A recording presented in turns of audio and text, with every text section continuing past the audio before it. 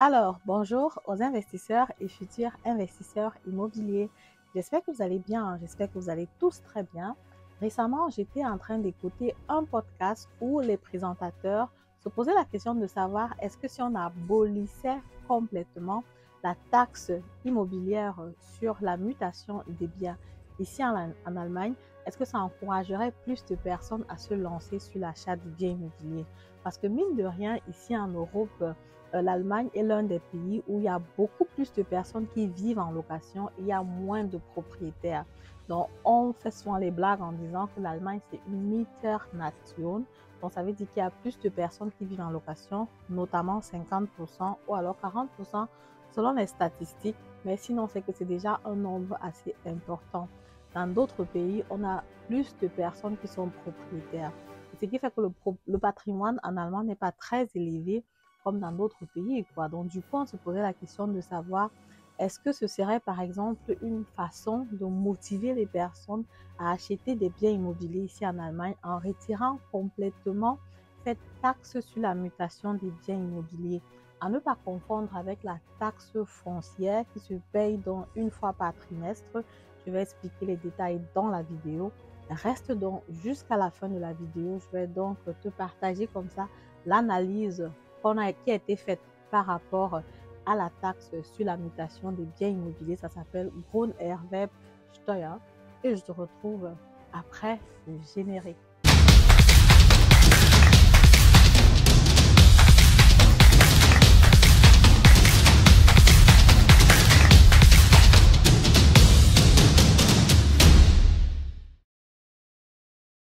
Alors, salut à toi, bonjour, mon nom c'est Madeleine Nkedem, je suis investisseur immobilier, entrepreneur dans le domaine de l'immobilier, récemment auteur du livre Devenez millionnaire avec l'immobilier. Je suis agent immobilier, conseillère financière certifiée. Si toi aussi tu veux te lancer sur l'achat du bien immobilier, tu peux me contacter, les informations sont en barre de description. La première consultation de toutes les façons, elle est gratuite, donc tu ne perds rien en la prenant. Ce sera aussi cool quand même de la prendre pour déjà regarder quelle est ta capacité d'emprunt et pour voir si tu peux comme ça acheter un bien immobilier. Si tu veux plutôt commencer par une formation en ligne, c'est aussi possible. Je te propose une formation en ligne, un accompagnement, un coaching, un programme de mentoring pour pouvoir te tenir la main pour ta première acquisition immobilière. Il est important de noter ici que pour toutes les personnes qui investissent sur le locatif, je les accompagne toujours jusqu'à la première déclaration d'impôt pour qu'ils puissent comme ça profiter de tous les avantages fiscaux qu'on a à travers l'investissement immobilier locatif. Alors, point 1 déjà, c'est quoi la taxe sur la mutation des biens immobiliers? Ce qu'il faut savoir, c'est que c'est l'argent que tu vas verser à l'État pour pouvoir posséder une propriété ici en Allemagne.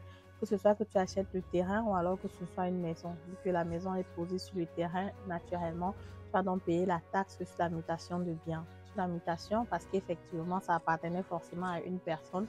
Et quand tu as acheté, il y a une mutation entre une personne X et une personne Y. Donc, quand tu acquiers le bien immobilier, à un certain moment, lors du processus de l'acquisition, tu vas donc recevoir une facture. La facture vient donc du fisc pour que tu payes dans le Grunderwerbsteuer.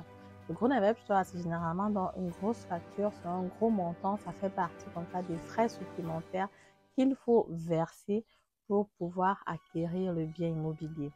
Jusqu'à présent, en Allemagne, il y avait encore deux États qui étaient à 3,5% du prix d'achat. Donc, il y avait dans le Bayern, la Bavière, je pense le Sachsen aussi. Le Sachsen, par contre, a augmenté son taux cette année à 5%. Je vais te mettre la liste aussi en bas de description pour que tu puisses regarder, dans la liste actuelle. Ici à Berlin, par exemple, on a 6%, dans le Hessen, on a 6%, dans le Baden-Württemberg, on a 5%. Comme tu dois le savoir, l'État en allemand, c'est un État fédéré. Donc, chaque État décide donc de comment il gère son État, quoi. Donc, du coup, chaque État décide et fixe ce montant-là. Maintenant, il y a une analyse qui a été faite pour se poser la question de savoir comment est-ce que les États où ce montant n'a pas changé ont évolué jusqu'à présent. Ce qui nous amène comme ça au deuxième point, parce qu'en faisant cette analyse-là, on s'est justement rendu compte que les États où cette taxe-là n'a pas changé du tout, il y a eu une progression de personnes qui se sont lancées sur l'achat du bien immobilier allant de 8 à 11%. 8 à 11%, c'est quand même énorme, c'est un chiffre vraiment important. Et c'est pour ça qu'on se pose la question de savoir, est-ce que cette taxe sur la mutation de biens, qui est parfois de 6%, 6,5% selon les États, si par exemple tu achètes un bien immobilier de 200 000 euros, ça fait quand même déjà 12 000 euros, 13 000 euros. Si tu vas aller sur un immeuble de rapport ou si tu vas aller sur une grande maison qui coûte par exemple 500 000 euros, tu vois donc que 6% de 500 000 euros, c'est quand même 30 000 euros, c'est beaucoup d'argent. Est-ce que ce ne serait pas ça la cause pour laquelle les personnes n'investissent pas beaucoup? Parce qu'en Allemagne, justement, on parle de Mieternation parce qu'il y a beaucoup de locataires. Dans les statistiques, on parle donc de 58% de personnes qui sont locataires et 42% qui sont propriétaires. Donc, du coup, c'est quand même un ratio qu'il n'y a pas vraiment dans l'Union européenne. Donc, du coup, il faut regarder dans les détails. Bon, et les États donc, où la taxe donc, est élevée, quand on les critique, quand on leur pose la question de savoir pourquoi est-ce que vous ne baissez donc pas cette taxe-là sur la mutation de biens, ils disent que non, on ne baisse pas parce qu'effectivement, si on baisse, c'est que les vendeurs vont augmenter le prix. Donc, du coup, ça ne vaut pas la peine de baisser parce qu'effectivement, sinon les prix vont être élevés. Et il se justifie en disant que c'est par exemple pour ça que les prix sont très élevés dans la Bavière, parce qu'effectivement, la taxe sur la mutation des biens est à 3,5%, quoi. Donc, du coup, là-bas, on se rend compte que les prix augmentent très vite. Pour moi, je pense que la Bavière, les prix sont aussi élevés, effectivement, parce que c'est déjà un État qui est fortement capitaliste, où il y a aussi beaucoup de sociétés, il y a beaucoup de choses qui se font. Donc, du coup, je ne pense pas que ce soit vraiment la seule et unique raison, quoi. À toi qui me regarde aujourd'hui, de me dire aussi en commentaire ce que tu en penses. Est-ce que tu penses que c'est une raison pour laquelle les prix sont beaucoup plus élevés dans l'État, à München par exemple? Dis-moi ce que tu en penses dans les commentaires. Ça me fera aussi plaisir de savoir quel est ton avis. Maintenant, donc, allons sur le troisième point. Le troisième point, ça sera donc la mesure de contournement. On sait déjà qu'il y a une taxe sur la mutation de biens immobiliers qu'il faut payer quand tu achètes le bien immobilier, à ne pas confondre avec la taxe foncière qui est dans le Grundsteuer. D'un côté, tu as dans le Grunderwerbsteuer qui va être élevé et que tu payes une seule fois à l'achat et puis c'est bon. Tu ne vas plus jamais payer ça. D'un autre côté, il y a dans le Grundsteuer que tu vas payer par trimestre. Et selon les États, ça peut varier.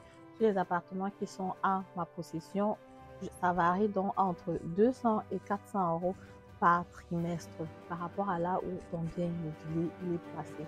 Donc, il ne faut pas confondre les deux. C'est pour ça que je tenais déjà à apporter cette précision. Maintenant, comme je disais, donc, comment est-ce qu'on fait pour contourner éventuellement cette taxe sur la mutation des biens? Ce que tu peux faire éventuellement, c'est d'acheter d'abord le terrain et de payer donc ce Grunderwerbsteuer là-dessus. Donc, je vais prendre un exemple palpable pour que tu puisses comprendre. Peut-être tu achètes le terrain à 100 000 euros et tu veux construire là-dessus. Tu es par exemple dans l'état du Essen et tu mets 6% là-dessus pour le Grunderwerbsteuer. 6% de 100 000 euros, ça va te faire 6 000 euros. Là, tu vas donc payer donc les 6% de 100 000 euros comme Grunderwerbsteuer et puis c'est bon. Après, tu peux construire une maison qui a par exemple une valeur de 200 000, de 300 000 euros là-dessus. Ça fait que le paquet, c'est 400 000 euros. Normalement, si tu achètes une maison de 400 000 euros et tu es dans un état où tu dois payer 6% par exemple, tu vas donc payer 6% de 400 000 euros. Ça va donc te faire 24 000 euros à payer, quoi. Mais vu qu'ici, on va dire que tu as été malin, tu achètes d'abord le terrain, tu payes la taxe là-dessus, tu attends et plus tard, tu construis là-dessus. Tu as un paquet de 400 000 euros, de 500 000 euros, bref, who knows. Mais seulement, tu as donc économisé sur la taxe de la mutation des biens. Ce qu'il faut savoir ici, c'est qu'il ne faut pas qu'il y ait une corrélation entre la personne qui t'a vendu le terrain et la personne qui construit la maison, quoi. Comme vous savez, en général, les projets de construction, les personnes proposent directement le terrain et la maison en même temps. Si ça a été le cas, le fisc va s'en rendre compte et te demander de payer la différence.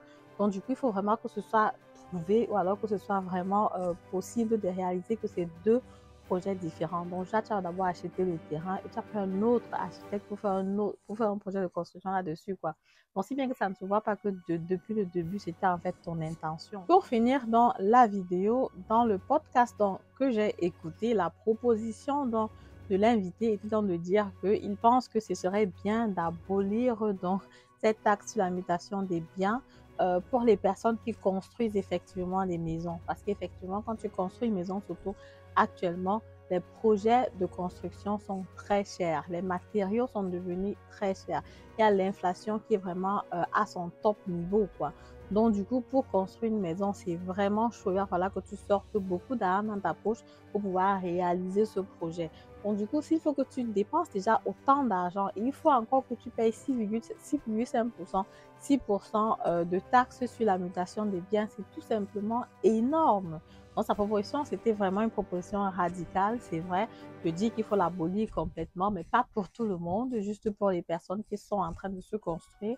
Qu'est-ce que toi tu penses? Qu'est-ce que c'est une bonne idée? Est-ce que tu penses que s'il faut l'abolir et qu'on abolit juste pour les personnes qui se construisent, est-ce que c'est aussi faire? Parce qu'effectivement, voilà, on est dans un pays de droit et on veut quand même rester faire envers les autres, parce que ça, c'est quand même un avantage que les personnes qui construisent auront par rapport aux personnes qui ne sont pas en train de construire. Et effectivement, l'autre critique, l'autre remarque, c'est peut-être de regarder, ici en Allemagne, il y a beaucoup d'étrangers déjà qui investissent. Il y a beaucoup d'étrangers aussi qui arrivent. Quand je suis par exemple arrivée ici à Berlin, il y a l'État comme Neukölln, c'est un État où il n'y a vraiment pas d'Allemands, où les étrangers sont vraiment nombreux. Le quartier Marzahn, qui est un quartier où beaucoup de personnes disaient « Ah, c'est pas la ville, c'est derrière le village, on n'a pas envie d'aller vivre là-bas, c'est très loin, c'est loin de l'université et tout le reste. » Mais aujourd'hui, plusieurs Camerounais habitent là-bas, plusieurs étrangers habitent là-bas, au centre de Berlin même. J'ai une collègue qui me disait une fois que dans sa classe, dans la salle de classe, sa fille allemande est la seule d'être vraiment allemande, quoi. Toutes les autres sont soit turcs, africains, bref, autre chose que les Allemands. Tu te rends donc compte que plus les Européens dont justement ont aussi peur parce que les Africains sont comme ça en train de vouloir prendre leur place, si on peut dire ça comme ça, en train d'envahir le coin, quoi. Mais bon, ça c'était juste en parenthèse. Dis-moi ce que toi tu en penses en commentaire et je serai ravie de discuter avec toi. Je suis arrivée comme ça au terme de la vidéo. Si la vidéo t'a plu, comme d'habitude, je t'invite à me mettre un pouce en haut, commenter la vidéo, partager massivement la vidéo et on se dit à très bientôt pour la prochaine vidéo. Au revoir.